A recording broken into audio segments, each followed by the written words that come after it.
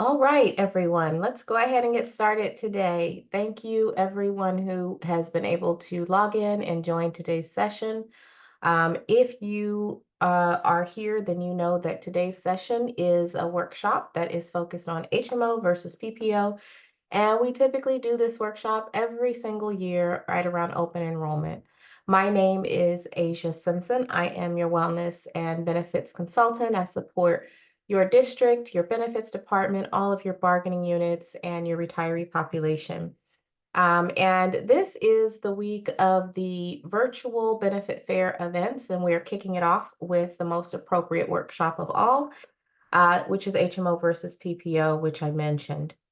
If you, for whatever reason, are going to need to drop off today's session, or you know someone who will be joining late, have no fear. We are recording this session. So just so you know, you will be able to view this in playback mode.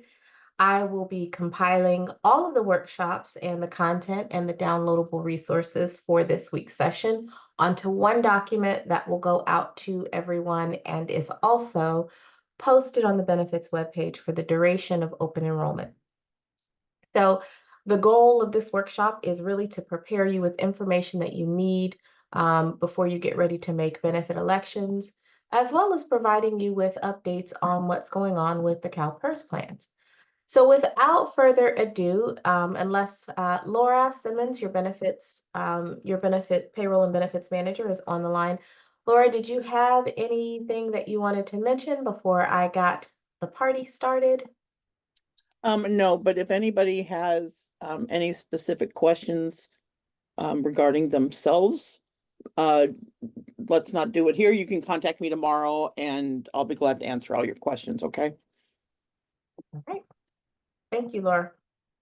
All right, so I'm going to start us off by sharing my screen so that you can see all the information that I'm going to be covering today.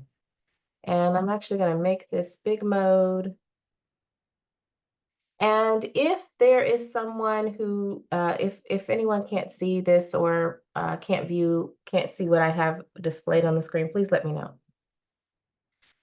So what are we going to cover today in today's session? Well, if you have attended this workshop in the past or even watched any of the recorded playbacks that I have posted or created for you guys in the past, that you know that we're going to talk about the differences between an HMO and a PPO. And if you're new, then you're going to get educated about what the differences are.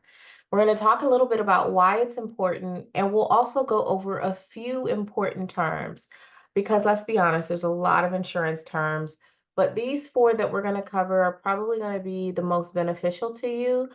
Maybe not the only ones you'll ever learn, but they'll at least give you a foundation. And if you ever have to talk to your insurance carrier or your doctor's office or any of that, you'll have these terms to kind of help you navigate and get the information that you need. Then we're going to compare the differences between them so you know, okay, well, how is one differentiated from the other? And we'll go through a recap of what the differences are just to make sure that there's no confusion. And then I'm going to take a little bit of time, a little bit more extra time talking about how PPOs work. Because between the two, that is the one type of plan that is a little bit more confusing for some people. And so I just want to make sure you understand how it's going to work throughout the course of a plan year.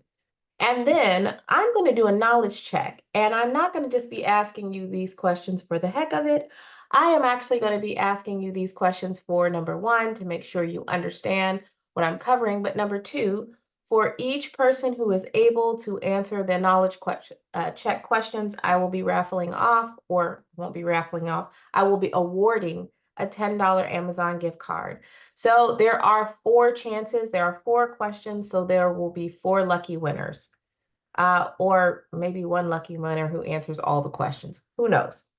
And then I will be going over the CalPERS plan options and changes, go through some resources, and then I'll open it up for any questions that you might have left over from what we've already covered thus far. Alrighty, so before I get started, everyone clear as mud, or were there any questions? Great. I'm going to go ahead and move forward. All right. So HMO versus, why is this even important? Okay. The first and foremost reason why this is important, because whether you have an HMO versus a PPO, it's really going to determine how you see your providers and how quickly you get to see them. And providers aren't just limited just to your primary doctor that you go to your doctor's visits to. This could be specialists, this could be surgeons, it could be dermatologists, it could be any of that. And which type of plan you have is going to determine how you see them. It's also going to determine which providers you can see, and by which I mean which facilities in your area, in your network, or out of network you'll be able to see. And then it's going to determine how it hits your pocket. Okay, so is this going to be a plan that is going to be feasible for you in terms of like your copay? Or are there going to be things that maybe you're not so familiar with, like a deductible or co-insurance? And where the heck does this out-of-pocket max piece of things play into that? And so that is why it's important, because some have different elements than others, and you really need to know this information so you can determine which one is going to be a better fit for you. So here are some important terms to know. We're going to start off with just four. That's what we're going to focus on. That's kind of going to be the basis of how we navigate through this information. First one, oh, actually, before we go into that, there's I suppose there's going to be a total of six, because these are going to be the first two. First one is going to address the acronyms, because I say HMO and I say PPO, and then some people are like, what is that? So an HMO stands for Health Maintenance Organization. And many of you who have it, you know that that plan is a bit more restrictive. It limits the coverage of the care that you get from your doctors to those doctors who are only contracted with your health plan. And it generally will not cover any out-of-network care. And out-of-network is going to be doctors, providers, facilities that aren't part of your network. And the only time it would cover any type of care that is outside of your network would be in the case of an emergency. A PPO, on the other hand, which stands for Preferred Provider Organization, that is the type of plan where you pay less if you stick with providers within your network. However, you're not restricted to them, so you can see whichever provider you want, so long as they're accepting insurance, which pretty much all the providers are. And you can use doctors, hospitals, providers outside of the network, inside the network without a referral. And sometimes it is for an additional cost based off of if it's in or out of network. However, the gist of it is the PPO lends you freedom that the HMO does not. Now, I want to make a special note, because the CalPERS Blue Shield Access Plus plan, we'll talk about this. It is an HMO plan, but it does have a little bit of the PPO element, because it does have a self-referral option that works, in a way where, from a freedom standpoint, it kind of works a little bit like a PPO. And so I'm going to explain that here shortly. So before I explain that, I want to actually hop into the four terms that I was about to start talking to you about at the start of the last slide. And these are the four terms. The first one is deductible. And the deductible is the amount of money that you've got to pay before the insurance company kicks in to help pay the cost of whatever your service is. So you've got to pay a part up front, and that before Anthem Blue Cross or Blue Shield will step in and they will pay their part. And I'm going to give you some examples so you can kind of understand a little bit more about what I mean when I say pay your part before they step in. But just keep in mind, there is a set amount out of pocket that you've got to pay first before the health plan pays their co-insurance. And we'll look at what a co-insurance is here in a second. But before we do, I want to mention one that everyone is already pretty familiar with, because you've gone to the doctor and you've had to pay your copay. A copay is pretty much a set fee for specific services, like going to the doctor for a doctor's visit, for some of you, for some of your prescriptions, for some of you, for your urgent care. You're used to them. They're usually smaller amounts, $20, $30 every time you go in. So that one's pretty simple. But one that you may not be familiar with is coinsurance. And coinsurance kind of is the same in the same realm as a copay. However, it is expressed as a percentage, and it is typically a lot more than a $20 or $30 fee. And a coinsurance is usually only applicable to one type of plan, which is typically a PPO, and we'll see that here shortly. Why the coinsurance matters is because it is really basically the amount of the split between who pays what when it comes to your services. So if you have a big service that you have to have, you go on maybe inpatient care, you have to have a service that's $1,000, and you have a plan that has an 80-20 split, which is what you see here in the on the left. That basically means that 80% of that $1,000 the health plan is going to pay, and you'll pay the 20%. However, that coinsurance split doesn't actually get allocated until you pay your deductible first. So you've got to pay a set amount for a deductible first, and then the 80-20 split will kick in. I'm going to explore an example so we can see what that looks like here shortly. But the next one is out-of-pocket maximum. And out-of-pocket maximum applies to all the plans. And the out-of-pocket maximum is really an expression of the maximum amount of money throughout the year that you're going to pay towards the cost of your healthcare expenses. And the amount of your out-of-pocket maximum that you're going to see is always going to be based off of any services that you have that are in network.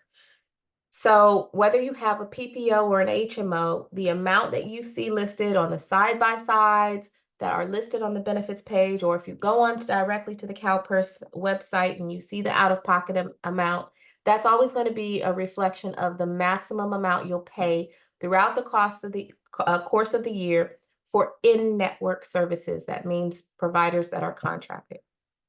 Okay. So let's take a little bit of a side-by-side of some of the differences between the HMOs and the PPOs, and then I'm going to kind of pull it all together with the terms and the HMOs just so that it all makes sense.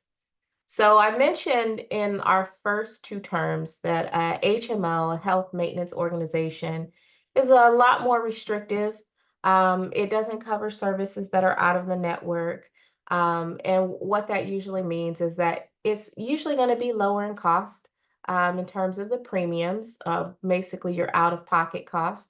However, because you guys have such a rich health plan, you have so many options that there are very, very low out-of-pocket costs for whichever plan you choose.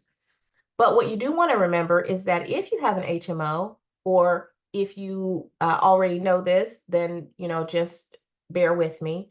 You do have to select a primary care doctor before you go in to see the doctor. You can't just make an appointment and go in and see them.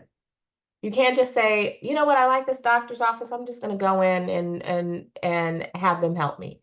You can't do that. You have to first determine who your primary care physician is going to be, and you have to let your health plan know, okay?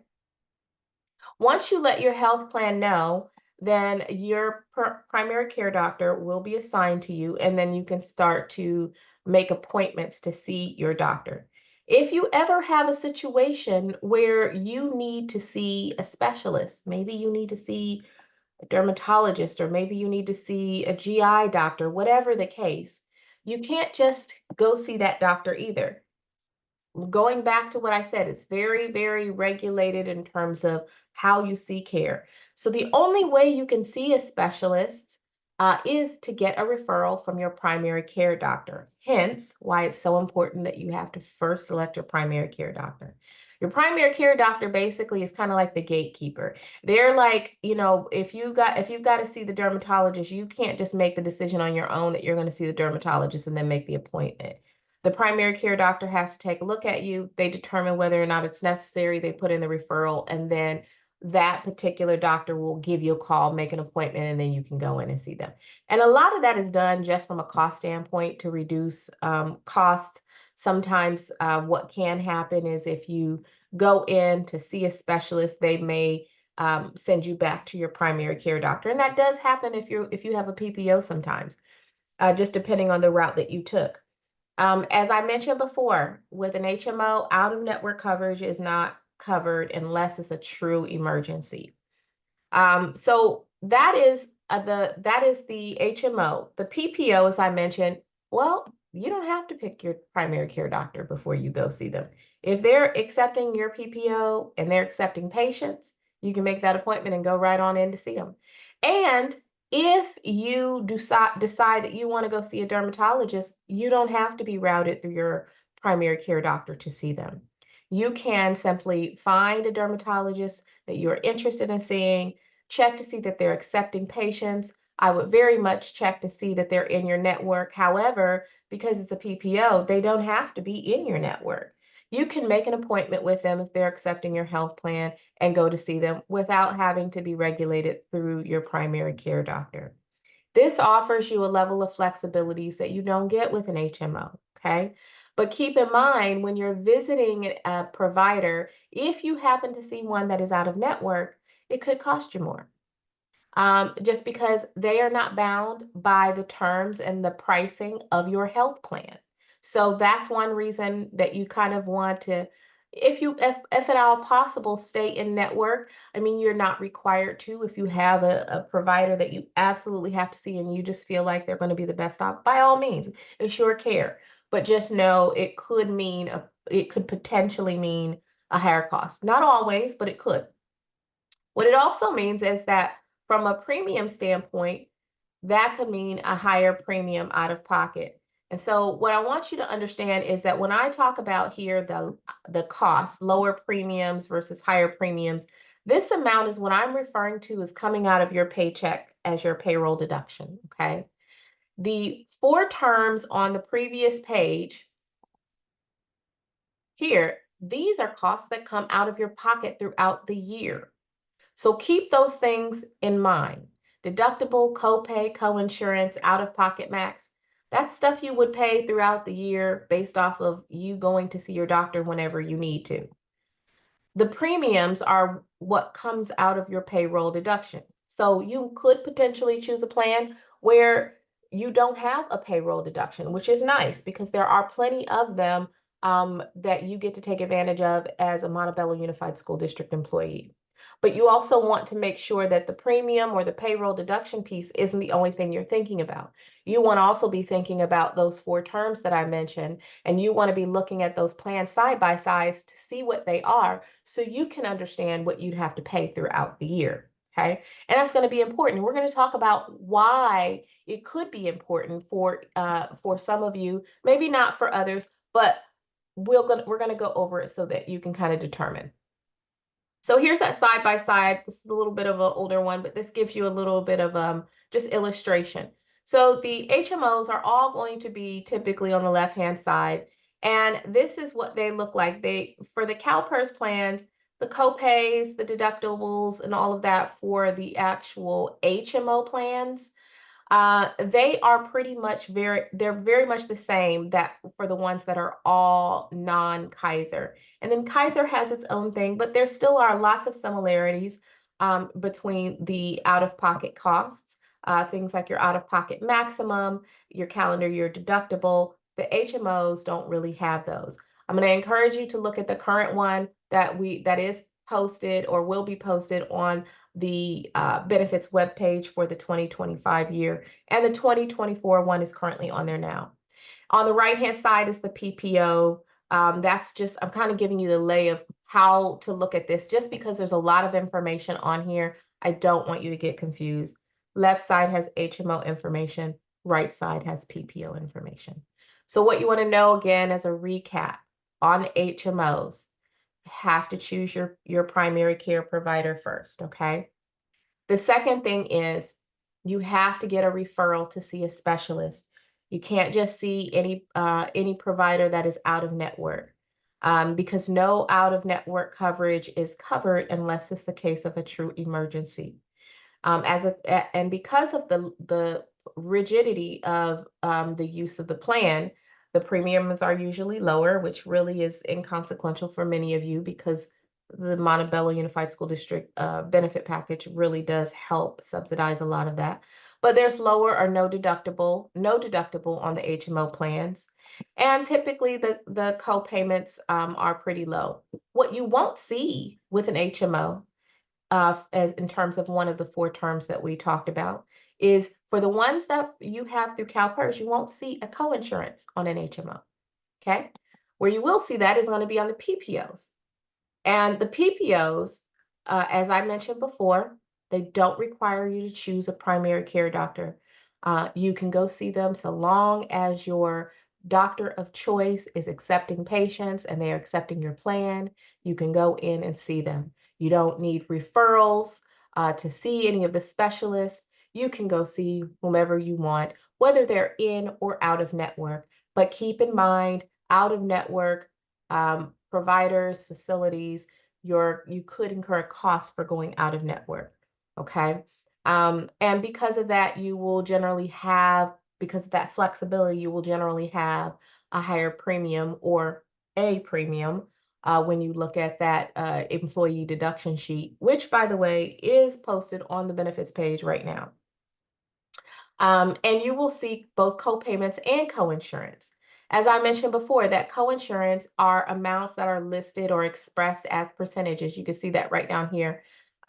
This is an old sheet. Like I said, look at the actual sheet. This is really just for illustration purposes to show you how everything is set up and really to express what the differences between the plan types are. For the actual information, make sure that you're taking a look at the plan side by side that is available on the benefits webpage. Okay.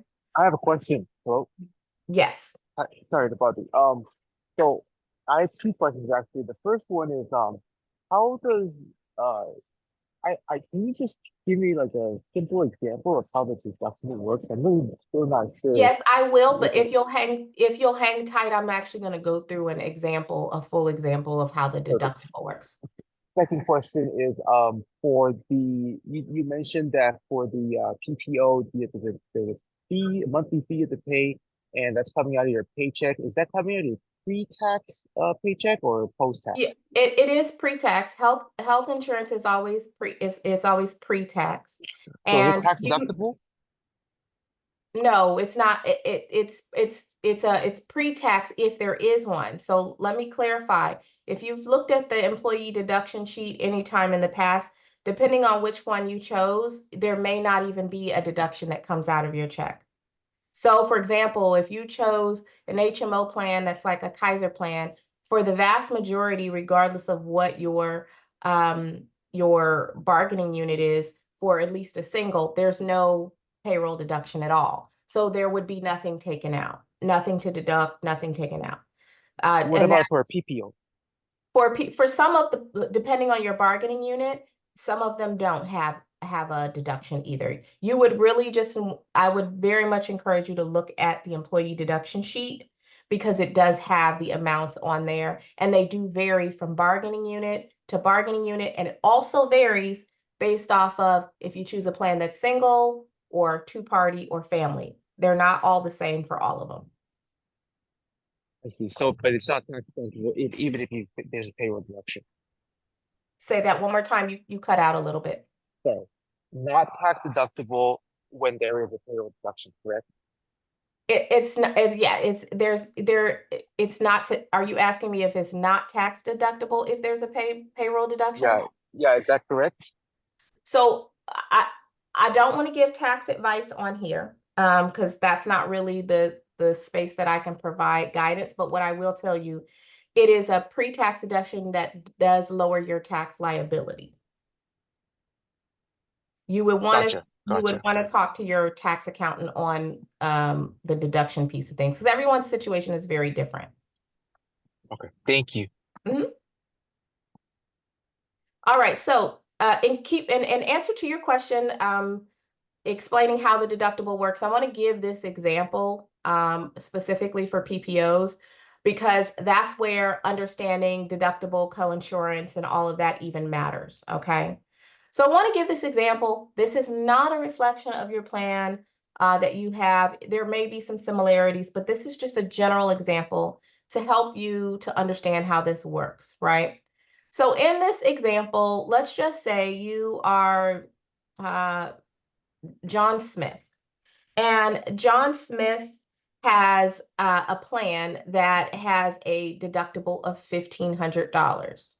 Let's just say the split or the coinsurance is an 80-20 split. That means 80% the insurance company is going to pay. And as you see on here, 20% is what you would pay as John Smith. And then the out-of-pocket limit is $5,000. That means that's the maximum amount of money in the whole year that you as John Smith is going to pay towards the cost of your medical expenses. This plan year example is going to go from January 1st to December 1st, just to give context, okay? So we've talked about these things. All righty, so, go back. All right, so it's the beginning of the year. You haven't gone to the doctor yet, so you haven't paid anything out of pocket at this point. So since you haven't paid anything out of pocket, you go into the doctor's office and the service costs $125, then you'll pay $125. Your plan doesn't pay anything at this point in terms of beyond whatever this contracted service is. So this is assuming that you're seeing an in-network doctor. The in-network doctor is charging $125 for this service. You pay the $125. Okay. So you're paying 100% of the contracted price and the plan's paying $0. Let's just say this is not the greatest health-wise for you, because you have had to go to the doctor and maybe had several of these situations where you had to pay $125, so much so that you got up to a point where you have paid $1,500 out of your pocket. Okay? At this point, you have reached your plan deductible. So what does that mean if you go in this instance, and let's just say the doctor charges you $75? Yeah. The doctor says the service is $75. Instead of you paying the full $75, you would actually pay 20% of that. Refresh my brain. Oh, I'm sorry.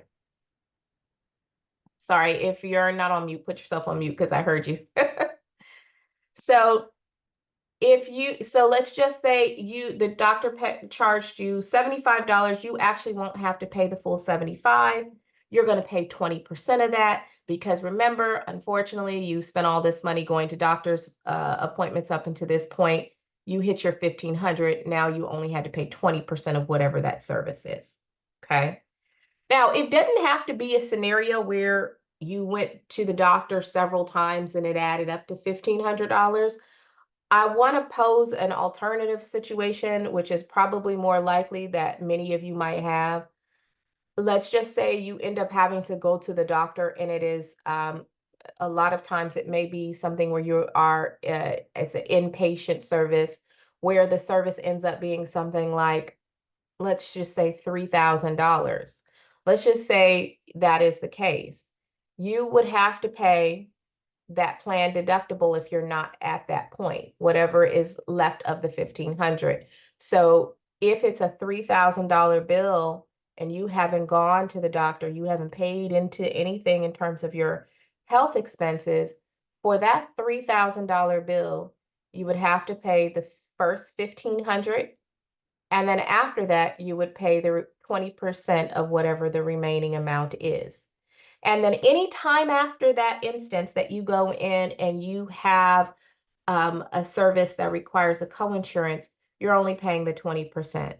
So you don't have to keep paying this plan deductible over and over and over again. Once you hit it in a plan year, you're only paying your coinsurance going forward. Now, if you have an unfortunate year and you end up paying out a lot of money, and in this case, if you're John Smith, you hit $5,000 before we hit December 31st, that is all you're paying if you're going to providers in network. Once you hit that $5,000 for in-network services, the plan will pay 100% going forward at that point. I want to go through the CalPERS updates and plan options because there are some changes. for those of you, especially on the PPO side of things. Okay. So the current plan offerings will not change in terms of what is available. I know that historically, sometimes there are new options that have been added, some that have been removed. A couple years ago, we found that CalPERS got rid of the Health Net Smart Care, left the Health Net Saluti Moss. We've had new plans that have entered the Blue Shield Trio, etc. This year, everything will stay the same in terms of the plan offerings going into the new year. So what is available this year will be available for 2025 effective January 1.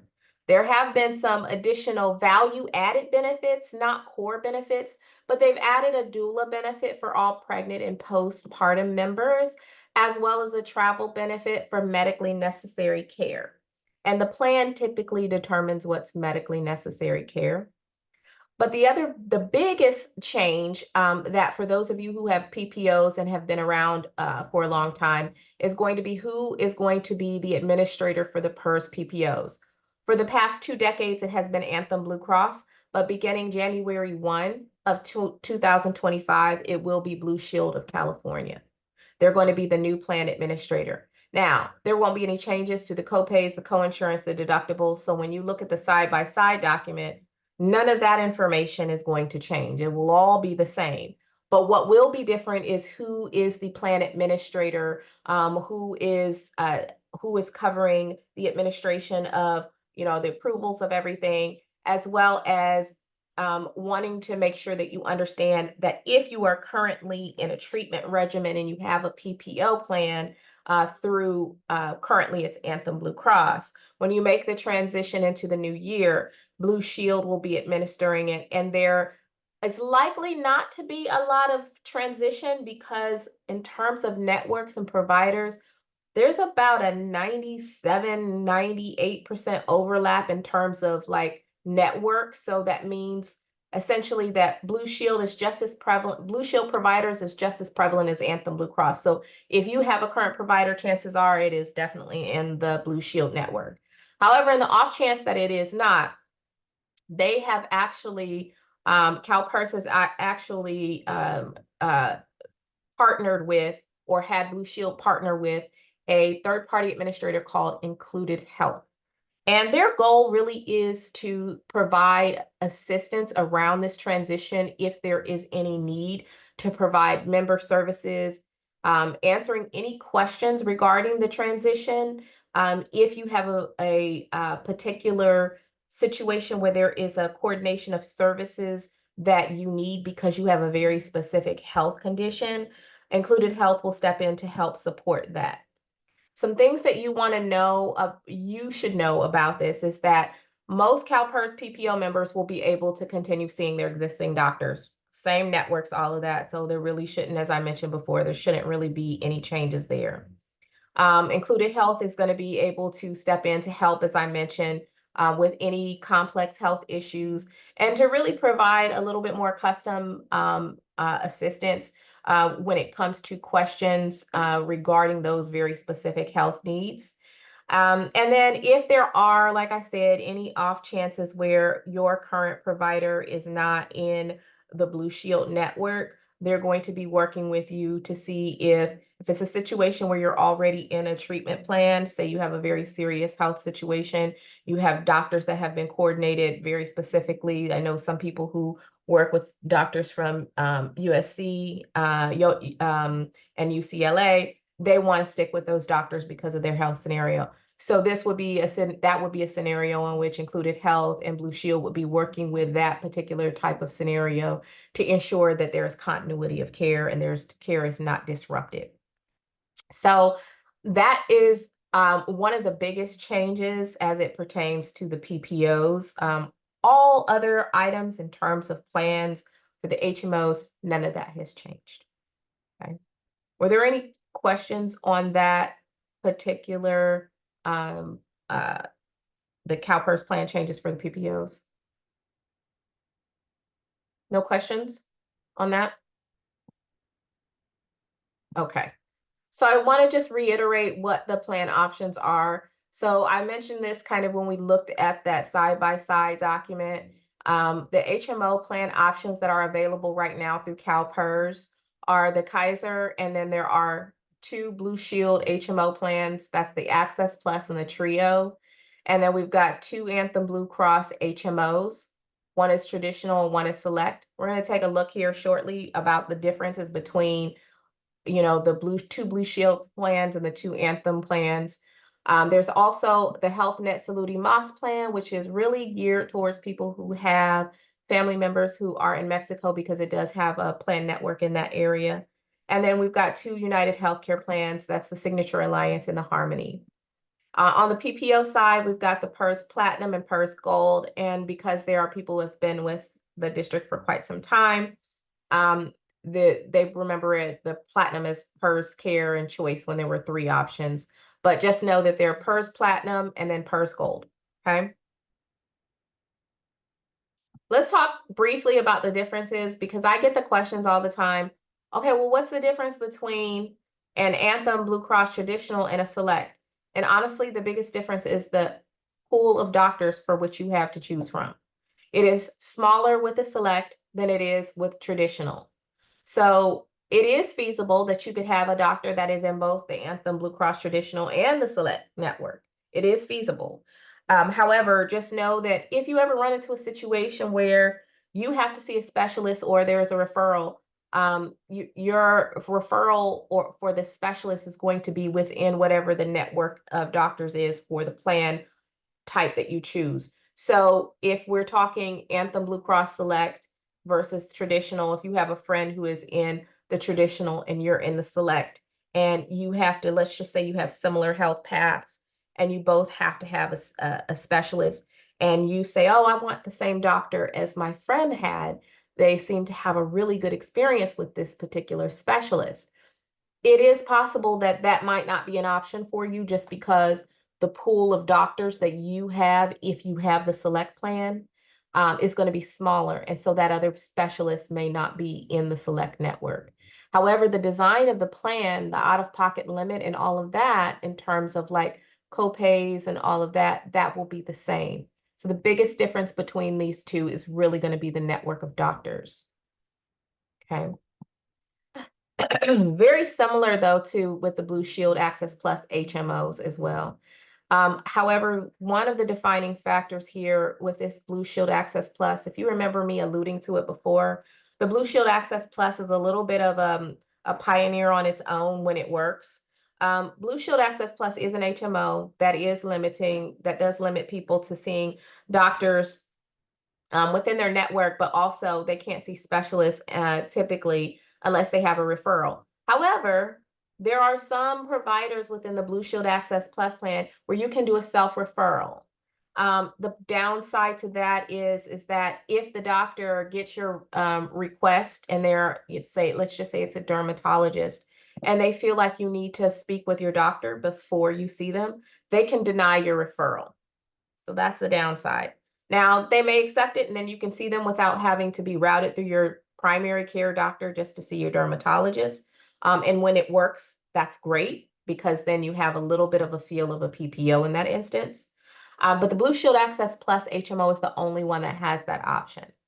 And the difference between these two, as I mentioned, is, as you can see here, larger network of doctors and facilities on the Blue Shield Access Plus, and then a smaller network on the Blue Shield Trio. But I'm going to say to you, if you look at that employee deduction sheet and you see that it's a 0 employee deduction, whether you have Blue Shield Access Plus or Trio, or if the Access Plus has 0 and the Trio has a cost, it is probably going to behoove you to just go with the Blue Shield Access Plus, because this is a richer plan than the Trio. Just as the Anthem Blue Cross Traditional is a richer plan than the Anthem Blue Cross Select, in that you have more doctors to choose from. Same thing with United Healthcare. The trend is the same. I thought I'd put this here just so that people people understand that the pattern is the same. You've got the United Healthcare Signature Alliance versus the Harmony. The Signature Alliance has a larger network, where the Harmony has a smaller network. Everything else is the same in terms of the plan design. PERS Platinum, here's where they are different. We kind of looked at this a little bit, but the PERS Platinum is the cream of the crop, the Cadillac plan. And if you have the option by looking at that employee deduction sheet to choose the PERS Platinum plan and get it for without a payroll deduction, I choose it because it does cover a bit more. Your coinsurance split is 10% of whatever the cost of the service is after you've paid the deductible. And on top of that, the deductible is smaller. In a normal world where people didn't have as rich of a benefit plan as you all do at Montebello, this would be the more expensive plan for the employee to pay. But you guys have a very rich plan, and your benefits department and your bargaining units and your districts have done a really good job of making sure they help subsidize the cost of healthcare for you guys. The other thing with these two plans, with the Platinum versus the Gold, is that the out-of-pocket max on the Platinum is going to be lower than that on the Gold. So, you know, that's a good thing, because that means you pay less throughout the year on the Platinum plan than you do on the Gold. Okay. You'll see the little note down here at plan administrator is Anthem Blue Cross. That is for the duration of this year, all the way to December 31st of this year. But effective January 1st, Blue Shield will be the administrator. Okay. The pharmacy benefit manager right now for the PERS Platinum is OptumRx, but that will change. Blue Shield, I'm gonna skip this real quick here so we can see this part. Blue Shield actually they use CVS Caremark primarily, but they do their own pharmacy benefit administration. If you don't have a Blue Shield plan, and I put them under PERS Platinum because this is effective January 1 of 2025. Likely, and this information has not been released yet with all of the information in black and white, or actually it has, but I don't have access to it. Likely coming in January, they're going to follow the same pharmacy benefit manager rules as the other Blue Shield plans. So, but more information on that is to come. CalPERS has not released it yet, where I can access it. Currently, OptumRx is who does all of the Anthem Blue Cross, United Healthcare, the remaining Health Net plan. They are the pharmacy benefit manager for the drugs. And Kaiser Permanente, if you have Kaiser, you know Kaiser keeps everything in house. All the care, all the doctors, all the prescriptions, everything is all within the Kaiser network. Can I ask a quick question on PERS Platinum? Yes. So the out-of-network 2,000 deductible, is that family or is that individual? Or is that family 4,000? Let me go back to the slide so that I can so the out of family, now tell me which one were you talking about for the PERS Platinum? So the 500 deductible, that's if it's Okay. in network, correct? Yes, that's in network. Okay. Yes, in And then network. so once my entire family, a combination of all of us, we get to 1,000, then we meet the deductible. Everybody does. Yes. In network. In Out network. of network is All bets are 2,000 off. deductible. Yeah. It says, But is well, it individual and then 4,000 for family? Is that how it works? say that one more time. So for the out of network, it's 2,000 deductible individual and 4,000 family, or is it 2,000 combination and then the deductible is meant for an out of network? No, that's a good question. I'll have to look, because this was really a summary, Okay. just a quick carve out. But if you send me your email address, I'll look at the evidence of coverage, because it has all the details and the evidence of coverage. A lot of times I don't want to put all of the information in a evidence of coverage or summary plan description all in one document, because it can really overwhelm people. But I do have the specific information. I just don't have it on here. But that is a good question. Just send me your email and I'll look it up and I can tell you for sure. Thank you. Mhm. Your name again? Asia. Simpson. Okay, so Yes. and you'll show up as model docket 12 or? No. No, I show up as Asia at jglenn. You can just drop it into the chat box if you want a direct message to me. It's Asia Got it. Simpson. Got it. Thank you. Okay. All right. So I'm hopping around a little bit here. So I want to go back to which plan is best for you. Okay. I get this question all the time. It really is dependent upon your financial and health circumstances and your family circumstances. And it can change from year to year. You can start off one year as an individual, single, and it's just you, and you are fairly healthy. You really just when you go to the doctors, you just get your preventative care services and then you're done, right? So it may not be a situation where you really need anything but the very basic HMO.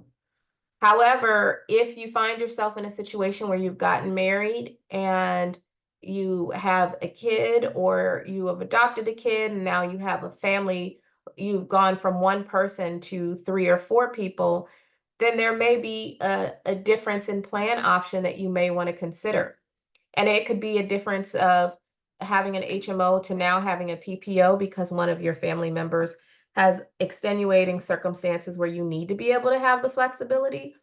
Or it could be you had a PPO, but now the cost is a little bit too much. So now you need to bring it down to an HMO. And honestly speaking, that could be a realistic scenario, especially if you have multiple children and multiple family members. Those expenses throughout the course of the year could get pretty high for you. And you really have to really think about those individual circumstances. What I will say to you is that, and some of you have taken advantage of this, is I am happy to schedule one-on-one time with you. I cannot tell you which plan to choose, but I can help provide you with some guidance and things that you should be thinking about, and plans that it might be best for you to narrow it down to kind of looking at which ones might be good for you to focus on considering. And sometimes it's a little bit easier when we're working one-on-one. So feel free to reach out to me. Like I said, some of you have done that, and it works out well for you in terms of making a choice of what plan you might be transitioning to. And some people decide, you know what, after we have the conversation, I'm just going to stay put. That's up to you. But what I will tell you about this is that a lot of times you get advice from people around you, people who have had one plan or another, and they give you a suggestion. And I think advice is great, but take it with a grain of salt, because you have to understand every person's health situation is different. So no one can really advise you of what's best for you, especially since you know all the nuances that go on in your life between your family, your health, your finances. Those are important things that all have to be considered, and they need to be considered on a regular basis, on a yearly basis. It could change from one year to the next. Okay. All right, so we've already covered the pharmacy benefit managers. We hopped to that.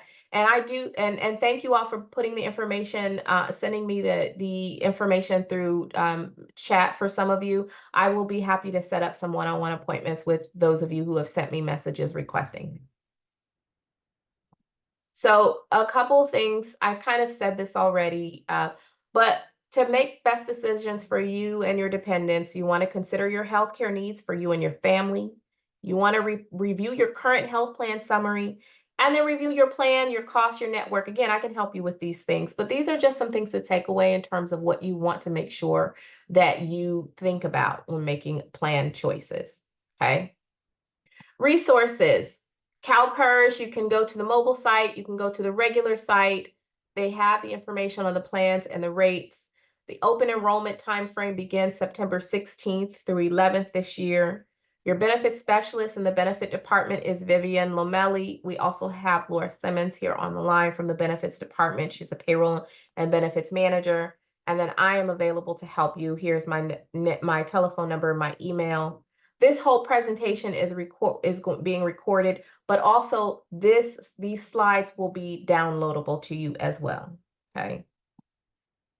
This actually has resources. However, The only thing I did not update, just because I don't have CalPERS and Blue Shield working links that I can share with you yet because they haven't released it.